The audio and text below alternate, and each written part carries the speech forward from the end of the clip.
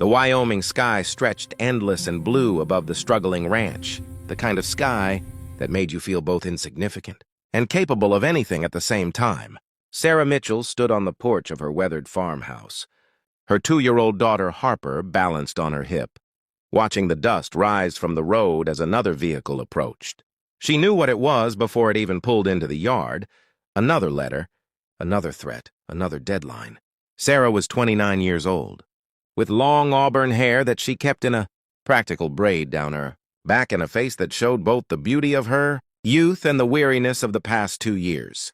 She wore a plaid flannel shirt tucked into worn jeans, boots that had seen countless days of ranch work, and a tan cowboy hat that had belonged to her late husband, David. Harper, with her blonde curls and wide blue eyes, wore pink overalls and tiny brown boots that Sarah had found at the thrift store in town. The ranch, 300 acres of grassland and memories, had been in David's family for 4 generations.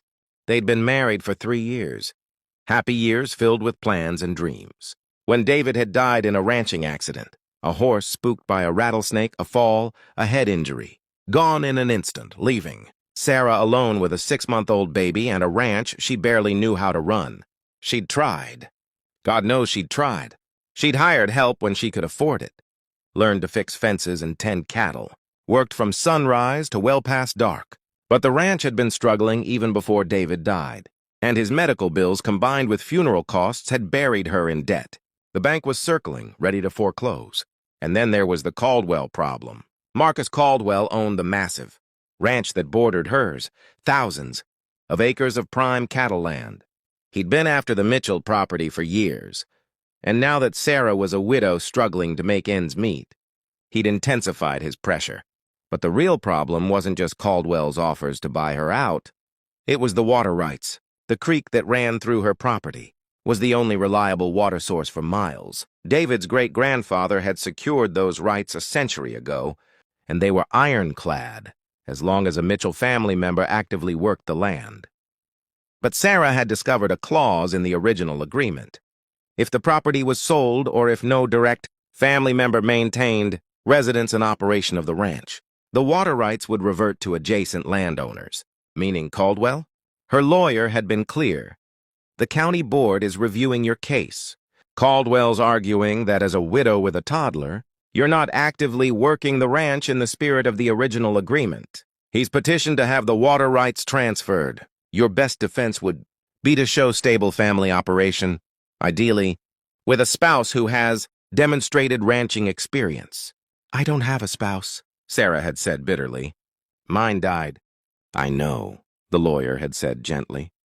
But the hearing is in 6 weeks. If you can't demonstrate stable family operation by then, Sarah didn't need him to finish. She'd lose the ranch, lose the water rights, lose everything David's family had built. She'd have to move to town, find some job she was barely qualified for, raise Harper in an apartment instead of wide-open spaces, which brought her to today and to the man currently climbing out of a dusty pickup truck in her driveway. Jake Carson was a man of few words, and that was putting it generously. He was 42 years old, with dark hair just starting to gray at the temples, a weathered face that spoke of years working outdoors, and deep brown eyes that missed nothing. He wore a dark denim shirt, jeans, a worn leather belt with a simple buckle, and a gray cowboy hat that had seen better days. He was tall and lean, with the kind of quiet strength that came from a lifetime of physical labor. Sarah had met him 3 months ago when her tractor broke. Down in the North Pasture, Jake worked as a ranch hand for the Thompsons spread about 10 miles south, and he'd been helping them move cattle through the area. He'd stopped when he saw her struggling with the engine, spent 2 hours fixing it without saying more than a dozen words, then tipped his hat and left before she could properly thank him. Since then, she'd seen him occasionally at the feed store, at the local diner, once at the hardware store where he'd helped her load fencing supplies into her truck, without being asked. He never initiated conversation, rarely made eye contact, and seemed to prefer the company of horses to people. But he was a skilled rancher. Everyone in the county knew that, and 3 days ago, in a moment of desperation, Sarah had approached him at the diner and asked him the most insane question she'd ever posed to anyone. I need a husband, she'd said bluntly. sliding into the booth across from him. Not a real one. A paper one, for 6 months, maybe a year, to save my ranch. Jake had looked up from his coffee, his expression unreadable. Sarah had explained the situation. The water rights, the hearing, Caldwell's pressure, the requirement for stable family operation. I need someone with ranching credentials to move onto the property, work it with me, show the county board that it's a legitimate family operation. I can't pay much. I'm barely keeping my head above water. But I can offer room and board and... She'd hesitated. And I'm desperate. If I lose this ranch, I lose everything David built. Everything his family built. Harper's inheritance. Jake had been silent for so long, Sarah thought he'd refuse. Then he'd said, I'll think about it. The hearing is in 6 weeks, Sarah had pressed. I'll let you know in 3 days, Jake had said, returning his attention to his coffee. Now 3 days later, he was standing in her driveway, and Sarah felt her heart pounding. She adjusted Harper on her hip and walked down the porch steps to meet him. Mr. Carson, she said. Jake, he corrected quietly. It might have been the longest single word she'd ever heard him speak. Right, Jake. Sarah took a breath. Have you thought about my proposal? I have, Jake said. He looked out at the ranch, the rolling grassland, the distant cattle, the old barn that needed paint, the fences that needed mending. You're in over your head. It wasn't a question. Sarah felt her cheeks flush with a mixture of embarrassment and defiance. I'm managing. You're drowning, Jake said, not unkindly. You've got about 200 head of cattle that need to be moved to better pasture. Your north fence is down, coyotes are going to be a problem. That barn needs structural work before winter, and your equipment is held together with baling wire and prayer. I know all that, Sarah said, fighting to keep her voice level. That's why I need help. That's why I'm asking you. Jake looked at her for a long moment. Why me? Because you're a good rancher, Sarah said honestly. Because you're single.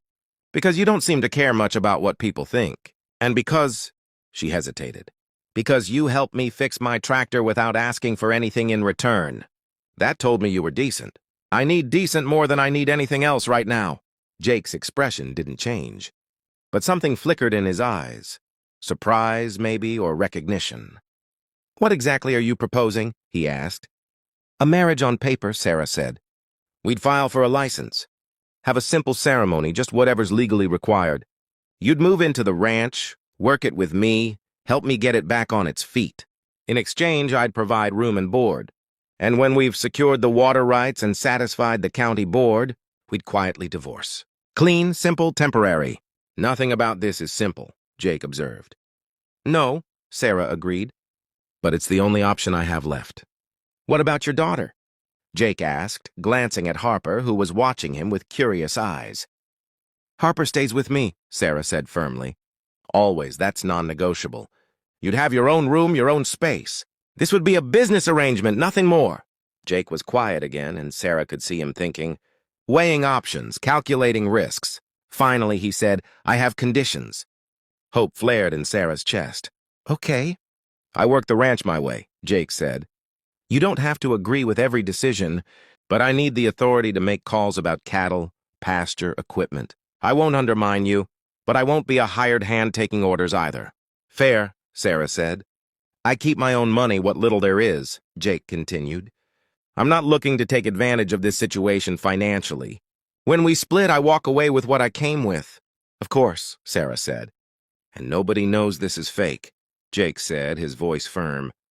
Not your friends, not your family, not the people in town. If we're going to do this, we do it right.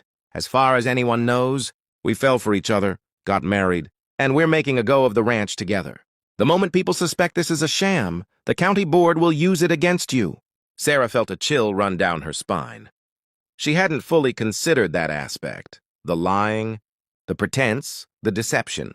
But Jake was right. If Caldwell or anyone else suspected the marriage wasn't genuine, it would all be for nothing. Agreed, she said quietly. One more thing, Jake said, and now he looked directly at her, and Sarah saw something in his eyes she couldn't quite identify.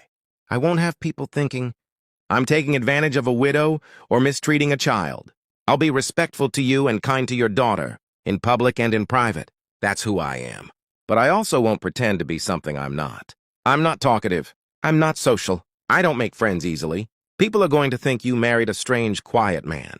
You need to be okay with that. I can live with quiet, Sarah said. I've been living with lonely. Quiet sounds peaceful by comparison. The corner of Jake's mouth twitched, not quite a smile, but close. When do you want to do this? As soon as possible, Sarah said. We need to be established. As a married couple operating. The ranch together before the hearing. I'll need to give notice at Thompson's place, Jake said. 2 weeks. Then I'll move my things here. We can go to town next Monday for the license.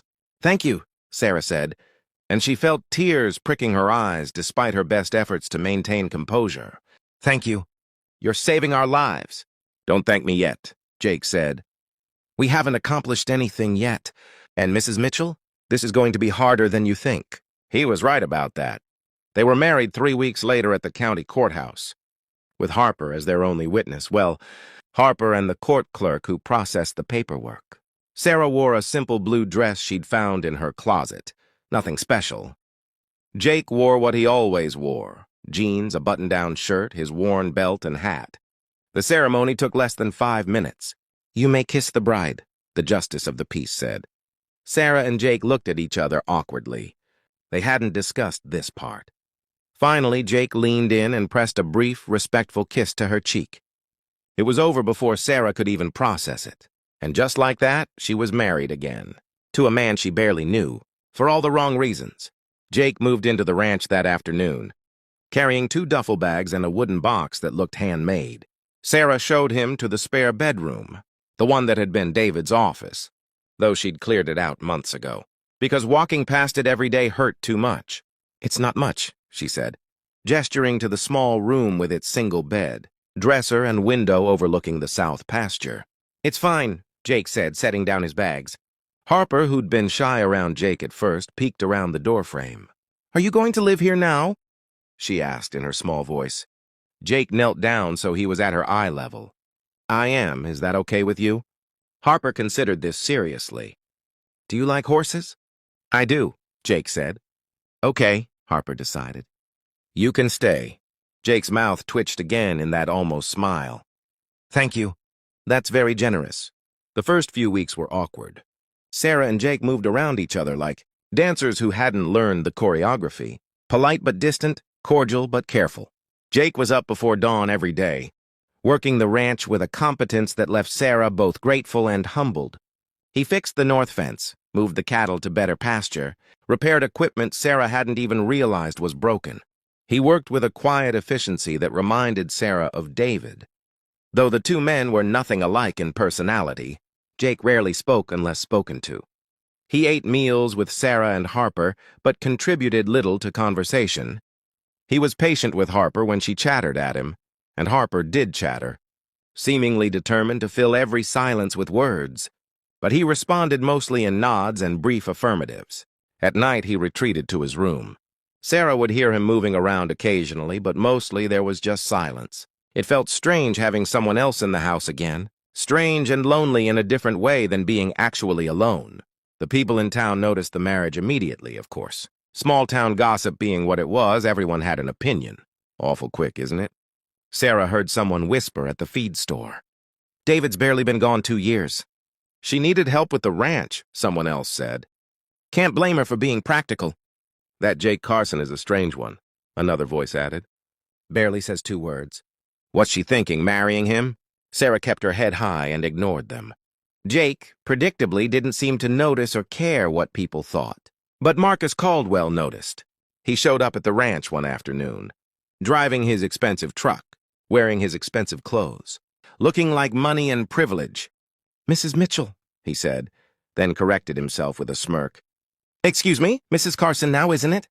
Congratulations on your marriage. Very sudden. What do you want, Marcus? Sarah asked. She was standing on the porch, and Jake was working in the barn within earshot. She saw him pause, watching. Just being neighborly, Caldwell said. Wanted to meet your new husband. Jake Carson, isn't it? Heard he's a ranch hand from Thompson's place. Interesting choice. Jake is my husband and my partner, Sarah said firmly. And this ranch is staying in my family. We'll see, Caldwell said. County board hearing is next week. I'll be very interested to see if the board believes this convenient arrangement constitutes genuine family operation. He tipped his hat mockingly and left. Sarah felt her hands shaking. Jake emerged from the barn and walked over. He's going to challenge the marriage at the hearing. I know, Sarah said. He'll say it's fake. That I'm just a hired hand you married on paper. I know, Sarah repeated. Jake looked at her. Then we need to be convincing. Starting now. Over the next week, Jake and Sarah made a point of being seen together in town. They went to the feed store together, to the diner for lunch, to church on Sunday. Jake held doors for Sarah, carried Harper on his shoulders, stood close enough that people would notice. He didn't reach for Sarah's hand. That seemed a step too far for both of them. But he was present, attentive in his quiet way. Harper helped, innocently and unknowingly. She'd started calling Jake. Jake, Dad, a child's compromise between his name and what he was supposed to be. She'd climb onto his lap during dinner, ask him to read her bedtime stories in his quiet, steady voice, follow him around the ranch like a small shadow. And Jake, to his credit, never seemed annoyed or impatient. He'd answer Harper's endless questions, let her help with ranch work, teach her the names of the horses. Sarah would watch them together and feel something complicated. Stir in her chest, gratitude? Certainly, but something else too, something that felt almost like the beginning of family. The county board hearing was held on a Thursday morning. Sarah wore her best dress, which still wasn't very impressive, and Jake wore a clean shirt and his least worn jeans. They sat together at a table facing the 5-member board, with Caldwell and his expensive lawyers on the other side. Caldwell's attorney laid out their case. Sarah Mitchell was a widow with no ranching, experience attempting to operate a substantial property. The marriage to Jake Carson appeared to be one of convenience, contracted specifically to maintain water rights. Jake Carson was a transient ranch hand with no ownership stake in the property. This did not constitute genuine family. Operation in the spirit of the original. Water rights agreement. Then it was their turn.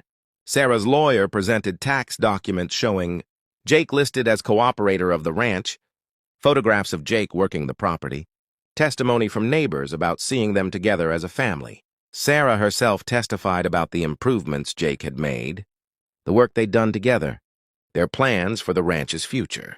Mrs. Carson, one of the board members said, a woman in her 60s named Dorothy Hayes, I have to ask, your husband is quite a bit older than you. You married very quickly after meeting him. And the timing, right before this hearing, you can understand why it raises questions. Sarah felt her face flush, but before she could answer, Jake spoke, the first time he'd said anything during the entire hearing. Ma'am, I know how this looks, he said, his quiet voice somehow carrying authority. I'm not a talker. Never have been. I'm not the kind of man most women would look at twice. But Mrs. Carson, Sarah, she looked past that. She saw someone who could help her keep her family's ranch, and I saw a woman working, herself to exhaustion trying to honor her late husband's legacy. We came together for practical reasons, that's true, but practicality doesn't make it less real. He glanced at Sarah, and she saw something in his eyes, something that looked almost like sincerity. She's a good woman, strong, determined, a good mother, the kind of woman worth building a life with. So yes, we married quickly, but we're building something real on that foundation, and we're going to make this ranch thrive. The silence in the room was profound. Even Caldwell's lawyers seemed momentarily speechless. Dorothy Hayes nodded slowly. Thank you, Mr. Carson. That was illuminating. The board deliberated for 2 hours. When they returned, Dorothy Hayes read the decision. The board finds that the Mitchell-Carson ranch is being operated as a genuine family enterprise. Water rights will remain with the current property owners. Mr. Caldwell's petition is denied. Sarah felt her knees nearly buckle with relief.